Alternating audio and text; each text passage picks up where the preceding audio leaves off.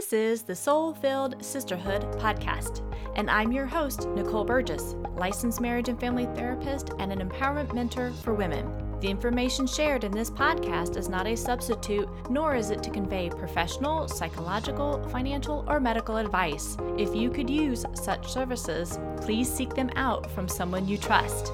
Now here is today's episode. Episode 54.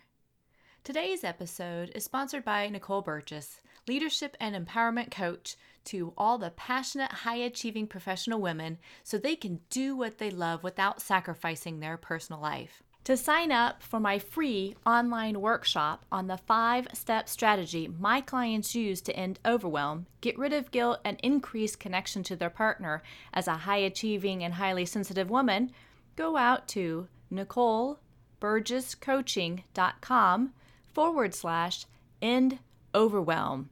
Now here is today's episode. In today's episode, I'm going to be talking about creating rituals around life transitions. And as women, I think we have quite a few of them, of transitions, and yet many of them don't get the acknowledgement that I think can actually help move through the transition. So if you listen to the previous episode 53 with Robin Morning, we were talking about how she brought in some rituals when it came to creating the oracle cards and using oracle cards for people to reclaim more of themselves, more of their soul. And then today, I want to talk about whether you're thinking of a career change, you have a daughter or son who is graduating high school, maybe they're preparing to head off to college, trade school, or just moving out of the home, or you're even going through a divorce, ending a friendship. You're now ready to reclaim a part of yourself that you've kept hidden for years. This episode is for you. There are various rituals all over the world that acknowledge, celebrate, or reflect transitions in life. And sometimes they're just referred to as rites of passage. There are graduation ceremonies and open house parties for when your teenage daughter or son graduates high school. We have funeral services to celebrate and remember those we've loved. We have rituals around the change in seasons. And you may really, during these times, you may also feel sadness and loss, which is really normal because one chapter in your life is closing and another one is opening. And sometimes that sadness can actually get overlooked or it can come out as anger. All this is normal. Transitions are about personal development, where you're growing your confidence, you're growing your courage, your bravery. It may be time to update an old story that you've been telling yourself. Again, I've talked about that in episode 47. And transitions also, like I said, involve grieving. It's grieving of what you had, of expectations that maybe they didn't occur, and really moving to what is yet to come. Let me give you a quick example. I remember when I was so excited and scared about moving from Indiana to California for my grad school, where I went to Institute of Transpersonal Psychology. And I didn't know anybody, had no contacts, friends, or anything there. I had visited the small little campus one time with a friend of mine, and then I moved from a state that I had lived in for decades and moved out there. There was so much that I went through during that time, and it was great. I wouldn't trade it for the world. It was totally life-changing, life-altering. But I went through multiple stages of grief and sadness and excitement and getting to know myself so much better and deeper through this whole process. And that's what this is part of. It's all part of that personal development when you go through these transitions and giving yourself some space to really honor these transitions as well. So in grad school, we actually read the book called Transition by William Bridges, and he talks about the states of transition involve an ending, a neutral zone, and a new beginning. And during the ending phase, there are 4 kind of phases in this phase. One is called disengagement. The second one is disidentification. Third one is disenchanted. And the fourth one is disorientation. I'm going to go through these kind of one by one really quickly. So in the first one, disengagement, Williams stated, quote, "We find ourselves periodically being disengaged either willingly or unwillingly from the activities, the relationships, the settings, or the roles that had been important to us. So think back on a time of your life, or maybe again, you're going through something currently where you're just feeling like blah, kind of blah, and you're just finding yourself disengaged. That would be really the ending phase, right? Second one is the disidentification. In quote, he says here, quote, in breaking the old connection to the world, the person loses ways of self-definition. Most people in transition have the experience of not being quite sure who they are anymore. End of quote.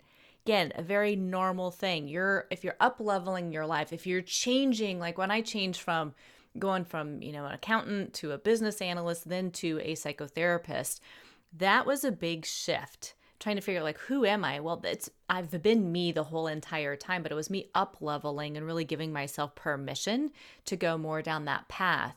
And going from the therapy to the coaching, it's not a big leap because so many of the skills that I have as a therapist really play a part and as a coach. But it's a slightly different way of doing things because it's more of, we're not looking at the mental health issues. As a coach, I'm not looking at the mental health issues. We're going for these goals that you're going after. But that right there can be a disidentification for you if you're starting to switch careers or you're ending a marriage or a partnership. There can be some shifting in that. The third one is disenchanted. And he says here, quote, but there is still the reality in that person's head, a picture of the way things are, which ties the person to the old world with subtle strands of assumptions and expectations. So, for example, maybe you find yourself where you sometimes lie to others for fear of them seeing you as being imperfect. And remember, we are all imperfect. You may have friends that have let you down and then you get disenchanted with them. Well, again, as humans, we are going to let other people down, especially if we're sticking expectations. My own expectations on this other person, the odds are they're going to let me down because they're not behaving or doing the thing I have put in my mind that they need to do. So he also went on to say in this phase that many significant transitions not only involve disenchantment, they actually begin with it. In the fourth part of this phase, the ending phase, he also talked about disorientation. And he describes this as, quote, one of the first and most serious casualties of disorientation is our sense of and plans for the future, end of quote. He states that this part, quote, affects not only our sense of space, but our sense of time as well, end of quote. Now, in the next phase of transition, he calls that the neutral zone, which is a, quote, temporary state of loss. Here again, this is about surrendering. He says the person must give in to the emptiness and stop struggling to escape it. So, if you've gone back and listened to some of my previous episodes, I talk so much about, time of self-reflection, time of contemplation. This is the part where it's like just letting yourself be in it. It's not a permanent state that you're in. It's a temporary state. But in order for you to truly move forward in life, it's about giving yourself permission to really feel it. So Bridges also talked about, in this time of loam, really write your autobiography. Write about what you want in your life and think about what would be unlived if you die today. Sometimes in coaching, we'll actually talk about that. It's like, if you only had X amount of days to live, what would you do and why? So you start to explore that. Sometimes it's looking at like, am I still living in alignment? Am I still doing what I'm called to do? Am I living out my values? So this is a great time for you to be in that temporary neutral zone, that temporary state of loss, and allow yourself to really go deeper into that. So that, again, giving yourself permission to be who you are versus who you think you need to be. Maybe it's that feedback from other people. You need to do this or you need to be this way. It's staying in alignment with yourself and your values. Then the other phase he talked about, which is the new beginning or making a beginning. And Bridges talks about, quote, the lesson in all such experience is that when we are ready to make a beginning, we will shortly find an opportunity. The transition process involved an inner realignment and a renewal of energy, both of which depend on an immersion in the chaos of the neutral zone, end of quote. So again, that may feel really uncomfortable. And as we get more comfortable in the discomfort, that's where growth is. That's where that personal development, you go deeper and you reconnect truly to yourself and where you're going in your life. He talks about, again, quote, genuine beginnings depend upon this kind of inner realignment rather than the external shifts. For when we are aligned with deep longings, we become powerfully motivated, end of quote. So some of the rituals you can create if you're in a place where you're in transition right now in your life, one ritual you can do, as I've stated before, is take time for yourself. Get quiet, journal, write it down, do art, create a collage, whatever you need to do to allow yourself to really go deep and get back to that connected all parts of yourself versus going to like, well, so-and-so says I need to be this way or that way, or I can only do this, or as a mom, it's selfish to have self-care. All of that is BS. And to be fully you, to go after what you need in your life and want in your life, then it is that slowing down and allowing yourself to get reconnected to who you are. Another thing you can do for some of that ritual is get together with some of your girlfriends. You ladies, set some time aside. It may be once a month because, again, everybody is busy. I get that. Yet it's voicing that to one another of where you are, allowing yourself to be vulnerable and to be held in that space with trusted girlfriends or family members. If your daughter is moving out, leaving the home, if she's graduating, share times that you two were laughing together. Share your hopes that you have for your daughter. Ask what she is hoping for and what she'll miss when she's done with high school or when she moves out of the house. It's also remembering to incorporate self-care during these transitions, whether that be taking walks in nature, as I stated earlier, being with your girlfriends, talking things through, definitely taking small breaks throughout the day. And if you're one of the highly sensitive persons who are listening, it is, again, that taking those breaks to prevent the overwhelm because so much change is going on, or that you can get overstimulated with things because you're deeply processing all of this information or this change. Self-care is vital. Eating things that really give you energy, that getting some of that quiet space so that you don't exhaust yourself.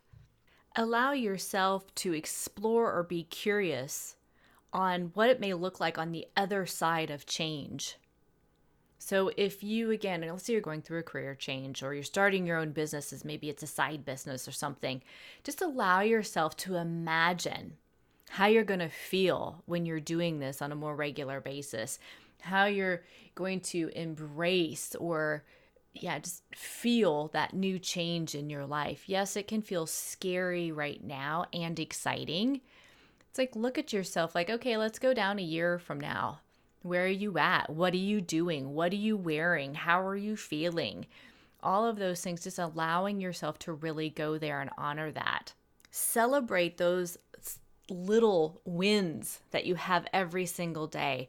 Again, that I think is a huge disservice that many high achieving women do, myself included. I've been there and done that, and I'm much, much better at it now and celebrating the wins I have when I've been brave and I've stepped up and asserted myself in uncomfortable situations. Because I know, one, I'm not going to die from that. And two, I know the world's not going to, blow up because I'm doing something that in my mind, I said, oh my gosh, this is really scary.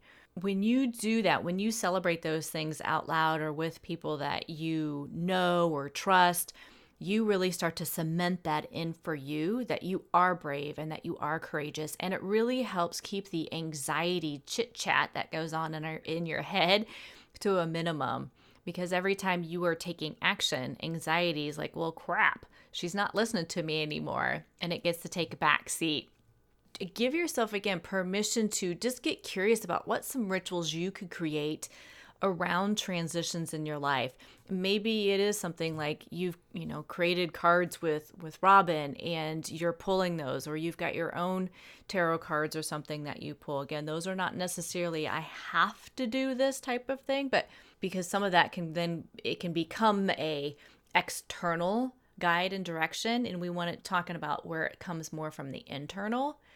So what are some of the things that you could do to really acknowledge the changes that are going on in your life, and acknowledging that you are brave for going through these changes? You are courageous for going through this developmental stage. And maybe this change you're going through right now is not something that you actually asked for or that you even began it. Maybe you got let go from a job, or your business was closed, or the divorce was something that you weren't expecting at all. You are experiencing this change, and you have a choice of moving forward in it and allowing yourself to feel all the feels that come with it and get curious with it and what you learned about it, or stay stuck. That choice really is yours. So I hope, again, this has given you some tips and tools that you can apply starting today, so that you create more rituals around changes in your life and celebrate these changes. Until next time, take care. To sign up for my free online workshop on the 5-step strategy my clients use to end overwhelm, get rid of guilt, and increase connection to their partner as a high-achieving and highly sensitive woman, go out to NicoleBurgessCoaching.com/end overwhelm.